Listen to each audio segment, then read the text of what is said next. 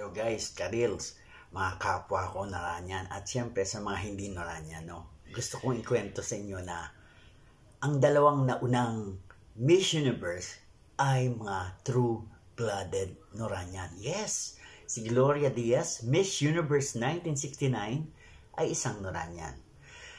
Si Miss Margie Moran, Miss Universe no 1973 ay isa ring Noranyan. At ito po ay gusto kong ikwento sa mga hindi Noranyan. At ganito po yan. Si Gloria Diaz po ay noong 1969 naging Miss Universe at si Ate Guy naman ay noong 1969 ay nagsimula ng maging bida o starring role sa kanyang pelikula. At before noon, si Ate Guy marami na rin pong nagawang mga album, may nagawa na rin po siya mga records. At ang sabi nga po ni Miss Gloria Diaz ay hindi siya nakakatulog kung hindi siya makinig sa mga awitin ni Miss Nora Honor. Yan ang sabi niya. Tapos isa pa niyang kinuwento, no, na grabe ang kanyang paghanga kay Ate Guy dahil nakasabay nila na yung pelikula niya, yung Ganito Kami Noon, nakasama niya si Christopher De Leon sa direksyon ni Eddie Romero, ay nakasabay yung 3 taong walang Diyos sa Urian. Tapos sabi nga niya, no, kinuwento ni Miss Gloria Diaz na halos lahat ng technical aspect ng isang pelikula, best sound, best editing, best cinematography, best production design, ay nakuha ng Ganito Kami Noon.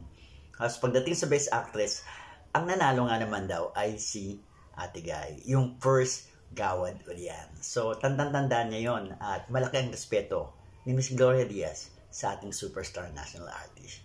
Siya ay isang Noranyan. Tungkol naman po kay Miss Margie Moran, Miss Universe 1973. Siya po, sa ngayon, siya po ay ang presidente ng Cultural Center of the Philippines. Maring hindi nyo alam yan, no? Yung iba hindi nakakaalam. Ang presidente po ng CCP o ng Cultural Center of the Philippines ay si Miss Margie Moran. At dahil nga po, nung nakaraang taon, 2022, naging national artist na nga po si Ate Guy, si Nora Honor, si Ricky Lee. Kaya yung himala po ay ipinalabas uli sa Cultural Center of the Philippines. At bago nga po ipalabas ito, si Miss Margie Moran ay nagsalita na introduction. At doon nga sa introduction niya, sa mahaba, sa bandang huli, sinabi niya na, I'm a true-blooded Noranyan. Noranyan po siya. Ayan. Maraming salamat po sa inyong pakikinig. Yes, 2 Miss Universe. Isipin nyo, Noranyan. Thank you so much. I love you, Noranyan. I love you, Ate Guy. Bye-bye.